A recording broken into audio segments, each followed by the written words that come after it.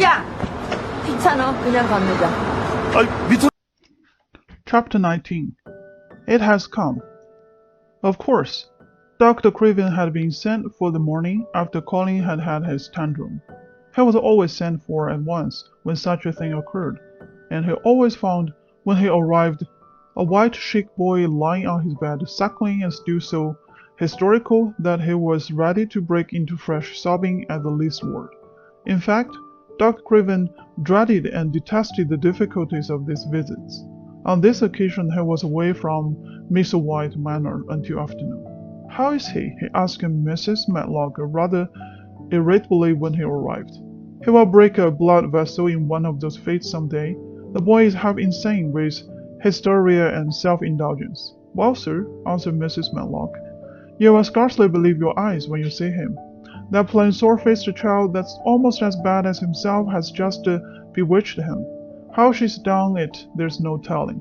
The Lord knows she's nothing to look at, and you scarcely ever hear her speak.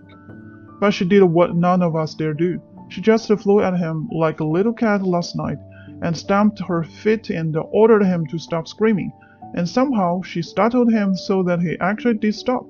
And this afternoon, well, just come up and say, sir, it's past crediting." The scene which Dr. Craven beheld when he entered his patient's room was indeed rather astonishing to him. As Mrs. Medlock opened the door, he heard laughing and chattering. Colin was on his sofa in his dressing gown, and he was sitting up quite straight, looking at a picture in one of the garden books, and talking to the plain child, who at the moment could scarcely be called plain at all, because her face was so glowing with enjoyment. "Rose lawn spires, blue ones. We'll have a lot of these," Colin was announcing. "They're called daffodils. Dickon said they are larkspurs made big and grand," cried Mistress Mary. "There are clumps there already." Then they saw Dr. Craven and stopped. Mary became quite still, and Colin looked fretful. "I'm sorry to hear you were ill last night, my boy," Dr. Craven said, a trifle nervously. He was rather a nervous man. "I'm better now, much better," Colin answered, rather like a rush. "I'm going out in my chair in a day or two if it is fine. I want some fresh air." Dr. Craven sat down by him and felt his pulse and looked at him curiously. "It must be a very fine day," he said, "and you must be very careful not to tire yourself." "Fresh air won't tire me," said the young Raj. And there had been occasions when the same young gentleman had shrieked aloud with rage and had insisted that fresh air would give him cold and kill him. It is not to be wondered at that his doctor felt somewhat startled. "I saw you did not like fresh air," he said. "I don't when I am by myself," replied the Raj, "but my cousin is going out with me." "And the nurse, of course?" suggested Dr. "No, I will not have the nurse," so magnificently that Mary could not help remembering how the young native prince had looked with his diamonds and ornaments and pearls stuck all over him, and the great rubies on the small dark hand he had waved to command his servants to approach with salams and receive his orders. "My cousin knows how to take care of me. I am always better when she is with me. She made me better last night. A very strong boy, I know, will push my carriage." Dr. Craven felt rather alarmed. If this tiresome historical boy should chance to get well, he himself would lose all chance of inheriting Mr. White. But he was not an unscrupulous man, though he was a weak one, and he did not intend to let him run into actual danger. "He must be a strong boy and a steady boy," he said, "and I must know something about him. Who is he? What is his name?" "It's Dickon," Mary spoke up suddenly. She felt somehow that everybody who knew the Moor must know Dickon. And she was right too. She saw that in a moment Dr. Craven's serious face relaxed into a relieved smile. "Oh, Dickon," he said. "If it is Dickon, you will be safe enough. He's as strong as a Moor pony, is Dickon." "And he's trusty," said Mary. "He's the trustiest lad, Yorkshire." She had been talking Yorkshire to Colin, and she forgot herself. "Did Dickon teach you that?" asked Dr. Craven, laughing outright. "I'm learning it as if it were French," said Mary rather coldly. "It's like a native dialect in India.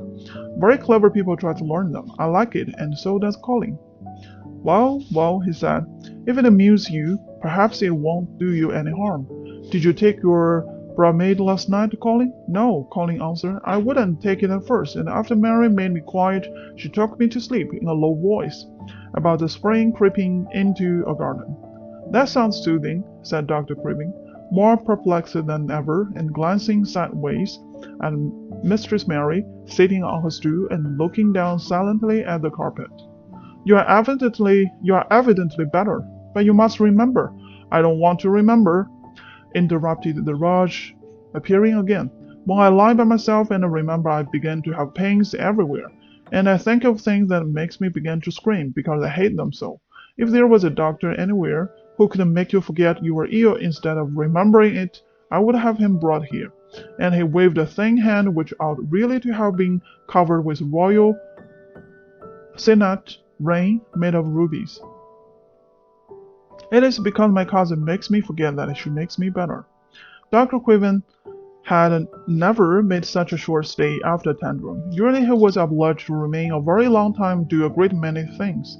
This afternoon he did not give any medicine or leave any new orders, and he was spared any disagreeable things. When he went downstairs he looked very thoughtful, and when he talked to Mrs. Medlock in the library, she felt that he was a much puzzled man. Well, sir, she ventured, could you have believed it? It is certainly a new state of affairs, said the doctor, and there's no denying it's better than the old one. I believe Susan Sorby's right. I do that, said Mrs. Medlock. I stopped in her cottage on my way to Swite yesterday and had a bit of talk with her, and she says to me, well, Saran, she may not be a good child, and she may not be a pretty one, but she's a child, and children is children. We went to school together, Susan Sorby and me. She's the best sick nurse I know, said Dr. Craven. When I find her in a cottage, I know the chances are that I shall save my patient. Mrs. Medlock smiled. She was fond of Susan Sorby. She's got away with her, has Susan. She went on quite volubly. I've been thinking all morning of one thing she said yesterday. She says once when I was giving the children a bit of a preach, after they'd been fighting, I said to them all, when I was at school, my geograph told the world was shaped like an orange, and I found out before I was 10 that the whole orange doesn't belong to nobody.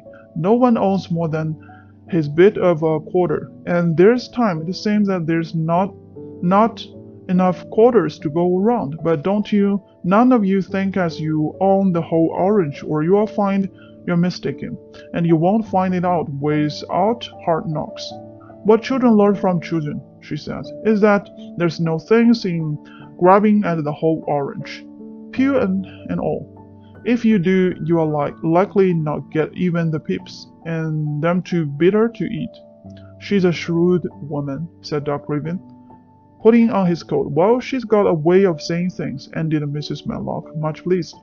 Sometimes I've said to her, Susan, if you was a different woman and didn't talk such broad Yorkshire, I've seen the times when I should have said you was clever.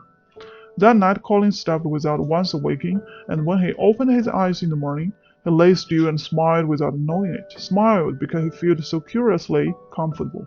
It was actually nice to be awake, and he turned over and stretched his limbs luxuriously. He felt as if tight strings which had held him had loosened themselves and let him go. He did not know that Dr. Craven would have said that his nerves had relaxed and rested themselves. Instead of lying and staring at the wall and wishing he had not awakened, his mind was full of the plans he and Mary had made yesterday, of pictures of the garden, of Dickens and his wild creatures. It was so nice to have things to think about, and he had not been awake more than 10 minutes when he heard feet running along the corridor and Mary was at the door. The next minute she was in the room and has run across to his bed, bringing with her a waft of fresh air, full of the scent of the morning. You have been out! That's a nice smell of leaves, he cried. She had been running, and her hair was loose and blonde, and she was bright with the air, and pink-cheeked, though he could not see it. It's so beautiful, she said, a little breathless with her speed. You never saw anything so beautiful. It has come. I thought it had come that other morning, but it was only coming. It is here now. It has come. The spring. Dickens says so. Has it? cried Colin, and though he really knew nothing about it, he felt his heart beat. He actually sat up in bed. Open the window, he added, laughing half with joyful excitement and half at his own fancy. Perhaps we may hear golden trumpets. And though he laughed, Mary was at the window in a moment, and in a moment more it was opened wide, and freshness and softness and scents and bird sound were pouring through. That's fresh air, she said. Lie on your back and draw in long breaths of it. That's what Dickon does when he's lying on the moor. He says he feels it in his veins and it makes him strong, and he feels as if he could live forever and ever. Breath it and breath it. She was only repeating what Dickon had told her, but she caught Colin's fancy. Forever and ever. Does it make him feel like that? He said, and did as she told him, drawing in long, deep breaths over and over again until he felt that something quite new and delightful was happening to him. Mary was at his bedside again. Things are crowding up out of the earth, she ran on in a hurry, and there are flowers and curling and the buds on everything, and the green veil has covered nearly all the gray, and the birds are in such a hurry about their nests for fear they may be too late that some of them are even fighting for places in the secret garden, and the rose bushes look as weak can be, and there are prime roses in the lanes and the woods, and the seeds we planted are up, and Dickon has brought the fox and the crow and the squirrels and the newborn lamb. And then she paused for breath. The newborn lamb Dickon had found 3 days before lying by its dead mother among the gorse bushes on the moor. It was not the first motherless lamb he had found, and he knew what to do with it. He had taken it to the cottage, wrapped it in his jacket, and he had let it lie near the fire and had fed it with warm milk. It was a soft thing, with a darling silly baby face and legs rather long for its body. Dickon had carried it over the moor in his arms, and his feeding bottle was in his pocket with the squirrel when Mary had sat under a tree, with its lamb warmly huddled on her lap. She had felt as if she were too full of strange joy to speak. A lamb! A lamb! A living lamb who lay on your lap like a baby! She was describing it with great joy, and Colin was listening and drawing in long breaths of air when the nurse entered. She started a little at the sight of the open window. She had sat stiffing in the room many a warm day because her patient was sure that open windows gave people cold. Are you sure you are not chilly, Master Colin? She inquired. No, was the answer. I'm breathing long breaths of fresh air. It makes you strong. I am going to get up to the sofa for breakfast, and my cousin will have breakfast with me. The nurse went away, concealing a smile to give the order for 2 breakfasts. She found the servants' hall a more amusing place than the invalid's chamber, and just now everybody wanted to hear the news from upstairs. There was a great deal of joking about the unpopular young recluse who, as the cook said, had found his master and good for him. The servants' hall had been very tired of the tantrums, and butler, who was a man with a family, had more than once expressed his opinion that the invalid would be all the better for a good hiding. When Colin was on his sofa and the breakfast for 2 was put upon the table, he made an announcement to the nurse in his most Raj-like manner. A boy and a fox and a cow, and 2 squirrels and a newborn lamb are coming to see me this morning. I want them brought upstairs as soon as they come, he said. You are not to begin playing with the animals in the servants' hall, and keep them there. I want them there. The nurse gave a slight gasp and tried to conceal it with a cough. Yes, sir, she answered. I will tell you what you can do, added Colin, waving his hand. You can tell Master to bring them here. The boy is Master's brother. His name is Dickon, and he's an animal charmer. I hope the animals won't bite, Master Colin, said the nurse. I told you he was a charmer, said Colin austerely. Charmers' animals never bite. There are snake charmers in India, said Mary, and they can put their snake's head in their mouths. Goodness, shuddered the nurse. They ate their breakfast with the morning air pouring in upon them. Colin's breakfast was a very good one, and Mary watched him with serious interest. You began to get fatter just as I did, she said. I never wanted my breakfast when I was in India, and now I always want it. I wanted mine this morning, said Colin. Perhaps it was the fresh air. When do you think Dickon will come? He was not long in coming. In about 10 minutes, Mary held up her hand. Listen, she said. Did you hear a cow? Colin listened and heard it. The oddest sound in the world to hear inside a house. A horse caw. Yes, he answered. That's Soot, said Mary. Listen again. Do you hear a bleat? A tiny one? Oh, yes, cried Colin, quite flashing. That's a newborn lamb, said Mary. He's coming. Dickon's moorland beasts were thick and clumsy, and though he tried to walk quiet, they made a clumping sound as he walked through the long corridors. Mary and Colin heard him marching, until he passed through the pastry door onto the soft carpet of Colin's own passage. If you please, sir, announced Martha, opening the door. If you please, sir, here's Dickon and his creatures. Dickon came in smiling his nicest wide smile. The newborn lamb was in his arms, and little red fox trotted by his side. Nut sat on his left shoe and Soot on his right, and Shell's head and paws peeped out of his coat pocket. Colin slowly sat up and stared as he had stared when he first saw Mary, but this was a stare of wonder and delight. The truth was that, in spite of all he had heard, he had not in the least understood what this boy would be like, and that his fox and his crow and his squirrels and his lamb were so near to him, and his friendliness, that they seemed almost to be part of himself. Colin had never talked to a boy in his life, and he was so overwhelmed by his own pleasure and curiosity that he did not even think of speaking. But Dickon did not feel the least shy or awkward.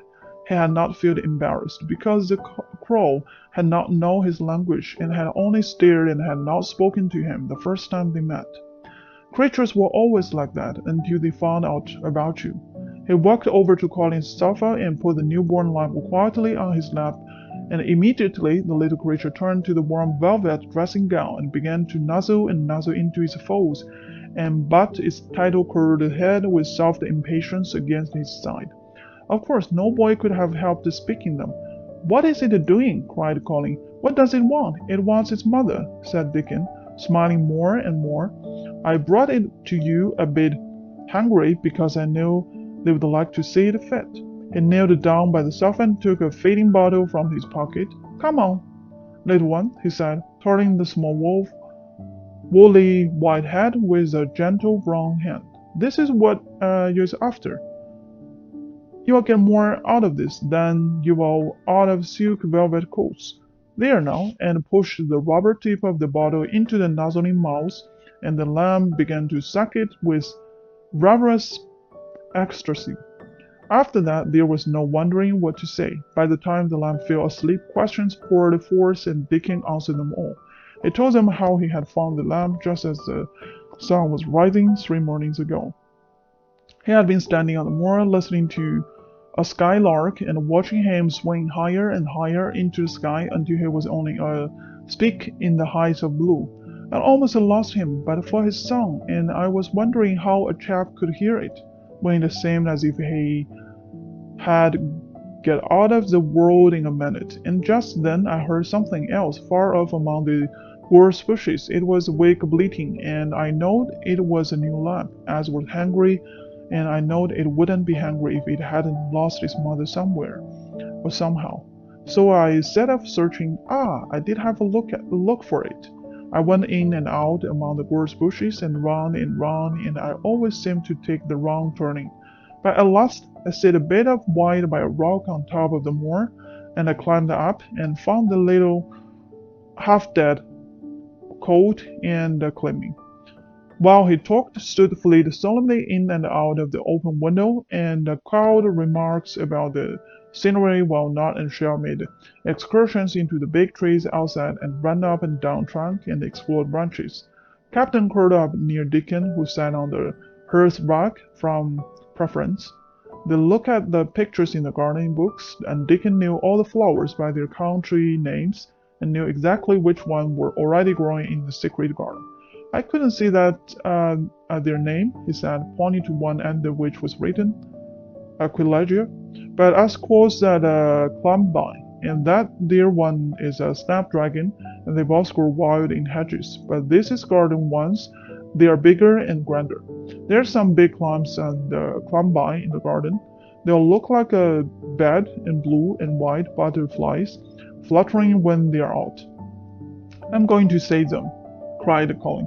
I am going to say them. Ah, you must, said Mary quite seriously, and you must not lose no time about it.